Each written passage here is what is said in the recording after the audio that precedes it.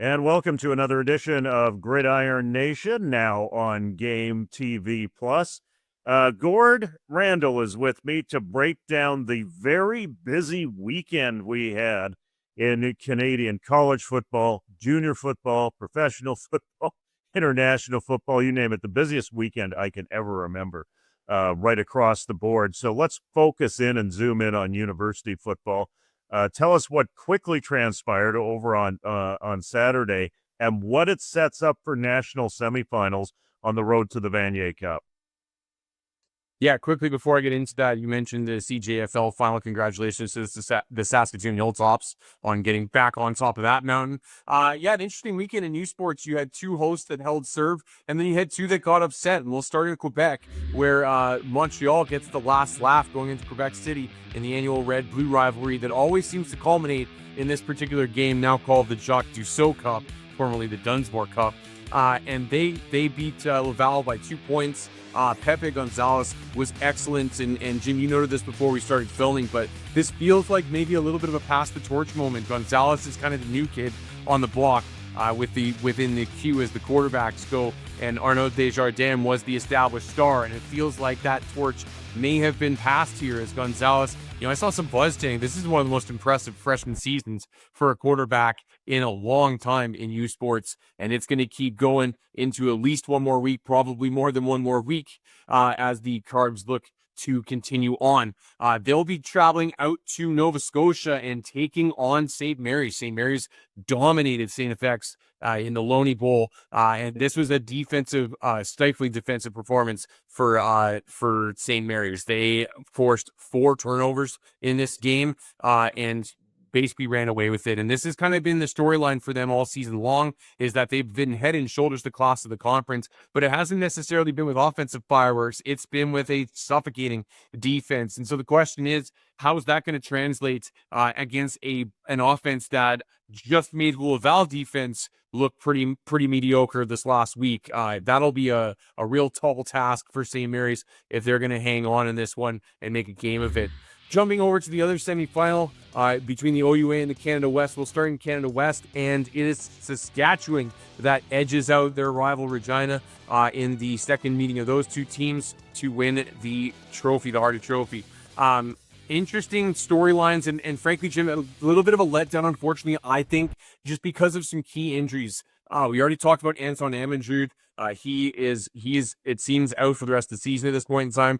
Marshall Erickson, the star running back for Regina, also didn't play in this one. So a little bit of a letdown because of that, but I've got to give the shout out to Jake Farrell. He has done a fantastic job taking over Amandrew with the Huskies, and he was excellent again in this one, doing just enough to get the Huskies over the top.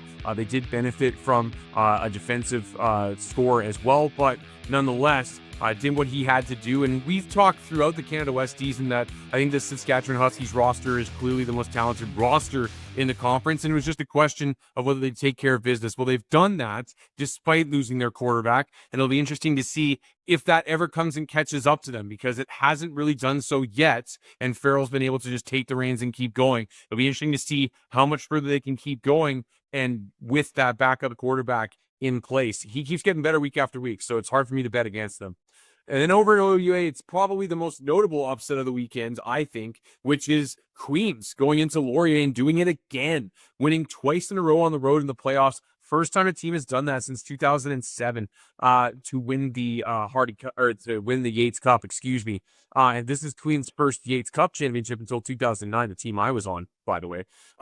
This is a big upset for Queens. And what's interesting is the way that they did it. They picked off Cal Wither 5 times in the first half.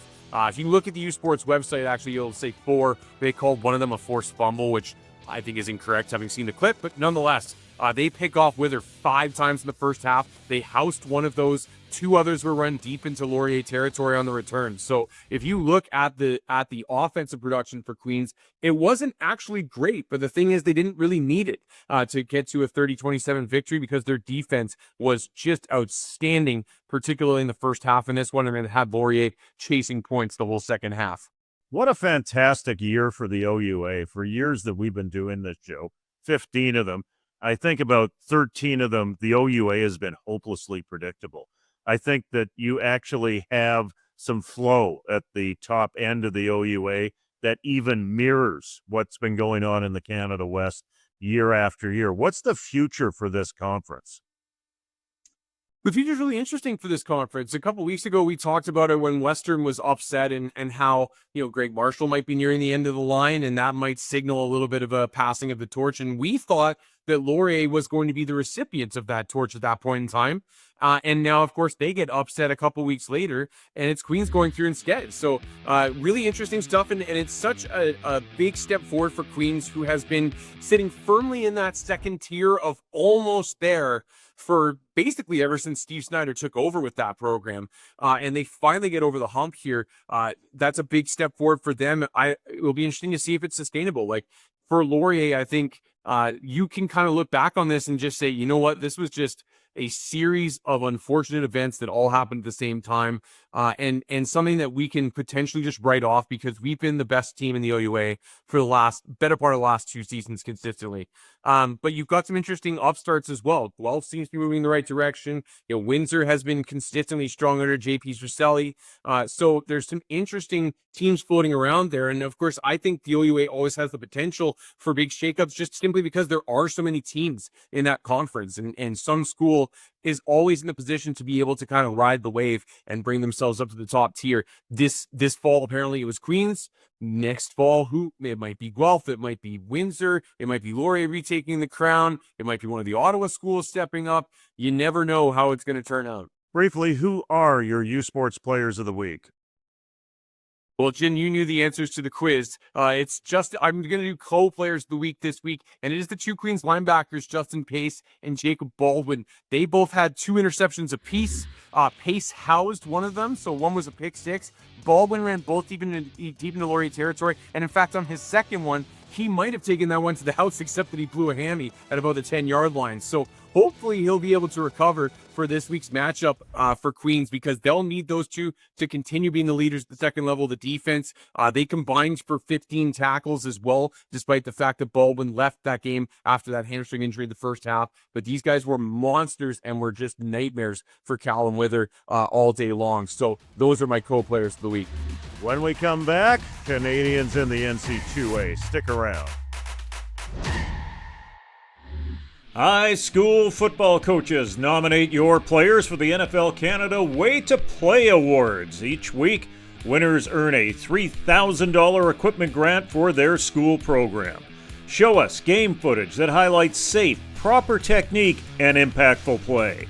Winners announced weekly on NFL Live and on NFL Canada's social channels. Learn more at NFL.com/CA Way to Play. And welcome back. I'm in Milan. You are in Surrey, Gord. And in the NCAA, Antwan Raymond, I think he might have deepened his grip or tightened his grip on that Cornish Trophy with his performance this past week. Yeah, you're right. By the way, Surrey's nickname is the Milan of British Columbia, so it's perfect. Raymond's, I got to tell you, Jim, I think this performance, it felt like it kind of came out of nowhere. Now, this was a little bit of an easier opponent, relatively speaking, for Rutgers, who's been in the thick of Big Ten play, which is a bit of a gauntlet this year. But Raymond had really quieted off after a very hot first 5 or 6 weeks. And all of a sudden, he just explodes. 41 carries, 240 yards. He only scores once, but this is a huge accumulation of rushing yardage. And Jim, we were kind of debating who this is most reminiscent of from the recent past. And, we talked Chuba Hubbard. You talked about Eligai Amana in his Colorado game. For me, this is reminiscent of Chase Brown's senior year, where Illinois just kept beating him. 30, 35, sometimes 40 touches a week. I mean, 40 touches is off the charts for running backs in most cases. And for Raymond to handle that kind of load, like Jim, that's one thing that we haven't seen from him.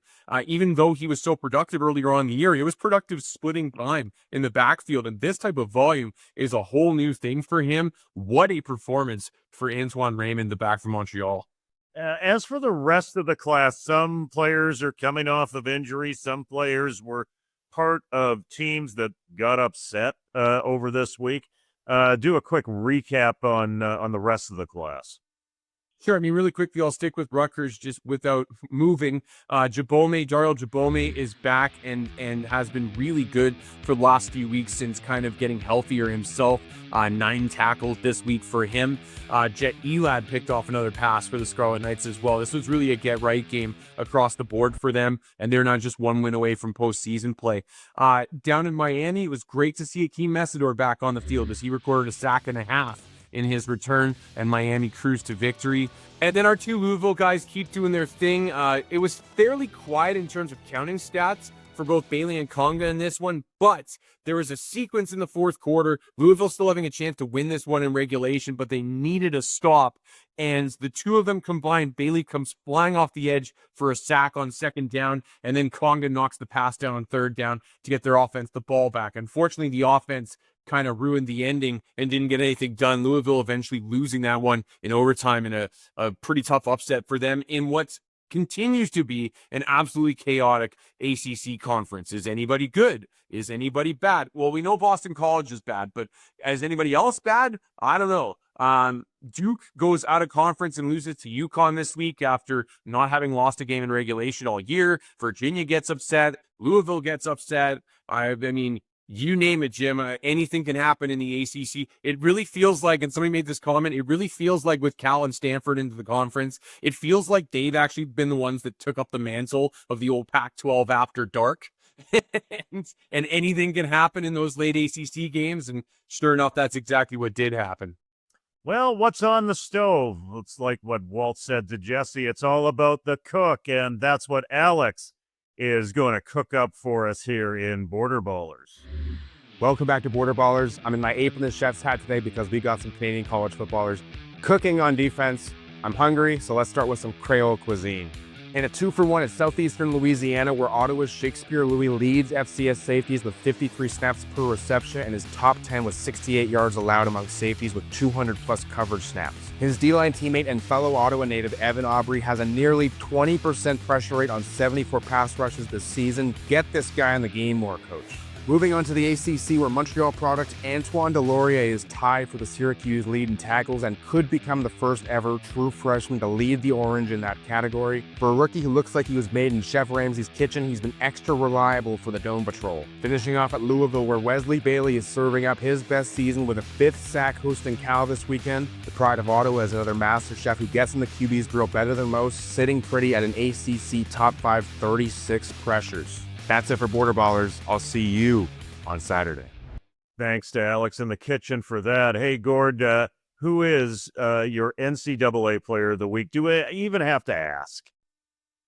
No. Antwan Raymond, 240 yards. I mean, what else can you ask for from the guy? He's been the engine when Rutgers' offense has been rolling this year. He's been the consistent engine behind it, and it has been truly a breakout season for the sophomore. And not quite Reuben Mays or Chuba Hubbard level in terms of the counting yardage here, but it is pretty close, and so that gets me the clear player of the week nod. When we come back, we'll talk to John Hodge in the Grey Cup City. Stick around. There it is, our CFC 50, the top 10 high school programs in the country for this week. By the way, if you're a high school football player born in 2009 to 2011, head on over to CanadaFootballChat.com to register now for the CFC Evaluation Camp Tour. Stop in one of 9 locations across Canada for your chance to play in the 2026 CFC Prospect Game on TSN. Canada and Italy in the Gridiron Nations Championship in Milan, and Jamel Lyles was the star of the show for Canada as he had 105 yards from scrimmage. He was equally strong either as a receiver or a running back. This went back and forth. It was tied 3 times, and Canada squeaks out a 20-17 win. They will try to seize the GNC Cup against Germany on Saturday. And welcome back to the hotel lobby at the Admiral Hotel in Milan, Italy. There's a line I never thought I'd say. John Hodge is joining me from the epicenter of it all for Canadian football this weekend at the Grey Cup. where you're getting ready for a green invasion. How does a Winnipegger get ready to host all of Saskatchewan? It's a great question, Jim. Well, I thought President and CEO of the Winnipeg Blue Bombers, Wade Miller, said it well on Sunday when the Grey Cup arrived in the Manitoba capital.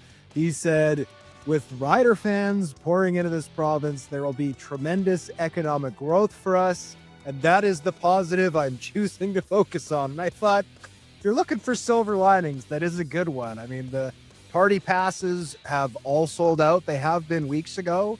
And I think that's a great sign for the upcoming festival. The game was very close to a sellout for months. Finally, it officially sold out about a week and a half ago. So I don't think necessarily that this game would have been a non-event had the Riders not made it. But obviously, having the green and white in the stadium is just going to make it all the more of an event. I think it's going to take this thing to 11, as our friends in Spinal Tap would say. And I think certainly it's going to be a week to remember in the Peg.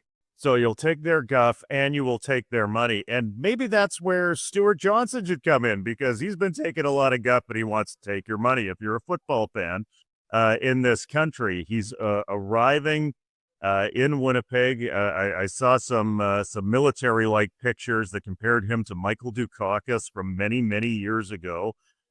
Here's a guy that's trying to innovate the game, quite frankly, and he's taken some chances. And there are people that hold this game very dear to their heart that are making him pay for it. Is it deserved? And what sort of reception is he going to get from people that take their nourishment from red Solo cups for 7 days? Well, he was at the welcoming of the Grey Cup on Sunday. I was there. I would estimate there were around 300 people on site, a mixture of fans, members of the media, VIPs, etc. And when he was brought up to offer his initial comments, there was what I would call a smattering of polite applause, and there was one loud boo. And when I heard the boo, I turned to my left, and about 10 feet away from me, there was a fan of the Blue Bombers, decked from head to toe in blue, who looked very proud to have been perhaps the first CFL fan to boo Stuart Johnston in his relatively new tenure as the CFL's commissioner. Now, do I believe that Johnston deserves to be booed? The answer is no. That being said, first of all, it is a time-honored tradition to boo commissioners of various leagues. In a way, you're not a real commissioner until you've been booed. If that's the case, Johnston is now a real commissioner. But if there's one thing CFL fans seem to agree on, it's that the league needs to change and grow.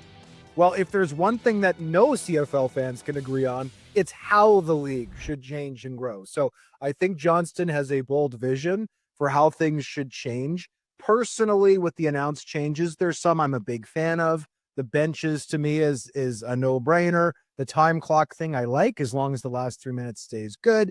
But I will miss the 55-yard line, right? And I understand CFL fans who are clamoring for those changes that will be implemented in 2027.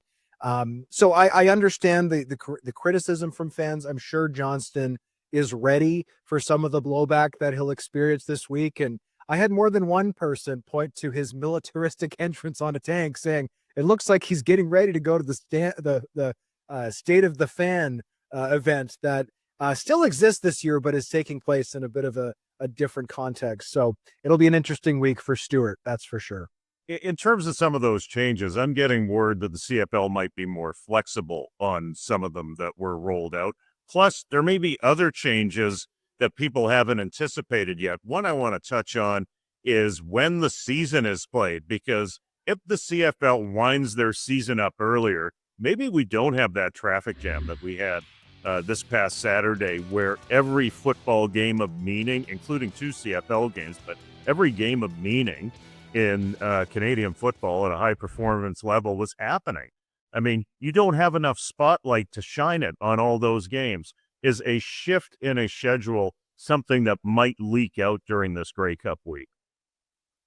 Well, the season is moving up a full week for 2027. And honestly, I think there's an argument to be made that we should move it up even further. If you look at the last couple of weeks of the regular season, stadiums are empty as people do not want to sit out in the cold, even if they have a ticket. We saw attendance look good for the playoffs. The East Final was sold out, the West Final was sold out, and the Grey Cup is obviously sold out. By the way, it's looking like it's going to be about +2 on Grey Cup Sunday in Winnipeg, which, given that the game's in Manitoba, is about as good as you could realistically hope for. That being said, something that Randy Ambrosie said multiple times during his tenure as the league's commissioner is that this league makes a lot of its money in the summer. That is when ticket sales are generally the highest. That is when concession sales are the highest. I know some fans still like drinking beer and -5 or -10, but I think on average, the beer sales are a lot higher when it's +30 than when it's freezing, right? So I think that there's an argument to be made that maybe players should have to stick out some of the tougher weather in the spring, and then the regular season can start when the weather generally turns nice, because there is, depending on where you live in this country, a period of a few weeks to even a couple of months where the weather's really nice before CFL training camps, or certainly the regular season, get underway. So that's certainly something that I would imagine will be asked to Johnston when he speaks to the media on Friday, is with the season moving up 1 week in 2027, is there a possibility it could move up even more in the coming years? For example, will we see a Grey Cup played before Halloween by, say, 2030? Well, I'm missing out on this Grey Cup for the first time in my adult life, but I will be enjoying Canada and Germany that very morning up in Bochum. Enjoy the Grey Cup in your hometown. I know you've been looking forward to it all year. Thanks, Jim. And don't worry, I'll have a drink on your behalf. I'll have a few on my behalf. Thank you very much for this. Now let's go to our Games of the Week. Games of the Week. Let's start in the US of A before we get to a Canadian college semifinal, Gord. Sure. I mean, there's some interesting ones in the ACC because we seem to have so many Canadians in that conference. But I'm going to go back out west and rejoin our Boise State Broncos and Ty Benefield as they get back into conference play with a big showdown against San Diego State on the road. And Jim, I talked about the ACC being a log jam. Last week's program, I alluded to the Mountain West. It's gotten even worse. San Diego State went down to Honolulu and got the doors blown off them by the Warriors. So they now have a loss in the loss column. And Jim, there are now 7 of the 10 Mountain West teams that have either 1 or 2 conference losses. So Boise State is now tied at the top of that conference with San Diego State with a record of 4-1. And then there's a logjam of 5 teams of 3-2 behind them. So this conference is truly wide open, and I love seeing the parity in all of these conferences across the country right now. But this is going to be a big one for Boise State. Of course, they were a couple weeks ago were the subject of a fairly surprising rivalry loss to Fresno State, where they frankly were outclassed in that game. And so they need to get back onto their A game for this one, for a San Diego State team that is very much licking its wounds and wanting to bounce back. So that's going to be the game I'm focusing most of my attention on Saturday night. As for a Saturday afternoon, is it the real Vanier Cup between Saskatchewan and Queens? Potentially. I mean, I'll be honest with you, Jim. I think that Montreal is the clear favorite front runner for me right now, and that's in part due to their talent anyway, but also in part due to their semifinal draw. They get the relished AUS semifinal draw that you have to travel out there, but that's not that bad for Montreal. And so they're gonna have the relatively easier draw of the two, whereas these two teams are going to try and beat the you-know-what out of each other. And it's probably going to end up looking a little bit like one of those classic rock fights that you love to call the Laval-Montreal games back in the day. I know there was snow on the ground in Saskatchewan this past weekend. So I don't know what the forecast looks like for this upcoming weekend, but it'll likely be cold at least. And we know how the wind can whip around Griffith Stadium, both you and I do. So things could get a little bit hairy on offense there. For Queens, they're going to have to figure out a way to have some balance in their offense. It feels like for their offense all year long, it's been either we get Jared Chisari going or we don't really have a lot left in the tank. And so they're going to have to figure that out because frankly, Laurier shut down Chisari, but their defense put them in good enough positions it didn't matter. Saskatchewan will likely be focusing their attention on that too. Queen's going to have to figure out how to get the ball moving through the air if they're going to have a chance to pull this one off. For Saskatchewan, Jake Farrell looked really good last week. He's going to have to keep up that level of play, but they're probably going to lean on Riker Frank and that really veteran receiving core that they have. So I do like the Huskies' chances in this one, but Queens has had a lot of magic the last couple weeks, so I don't want to write them out at all. And of course, as an alumnus, I'll be proud of whatever effort they put on the field and watching it closely. For everyone here on Gridiron Nation, this is Jim Mullin saying whether it is in Saskatchewan or Winnipeg or Halifax or even Germany, let's get out to the game.